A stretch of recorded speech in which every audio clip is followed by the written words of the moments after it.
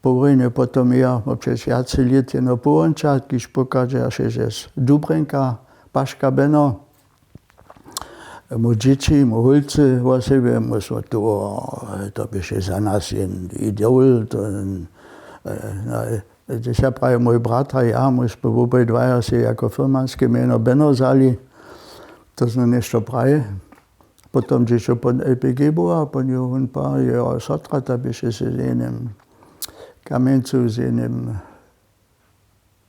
komunistickým funkcionárom ženina, po ňu on Čiže Miłočica sa EPG založilo, po ňom do Miłočicu.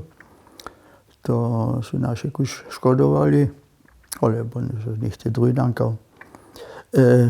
Te katolské burja, že my ako tú lepšinu, sú podľa katolíkov jace siatetnú. A niektoré skúliš je radšej jenom katolskou burješou, radšej jenom evangelskom.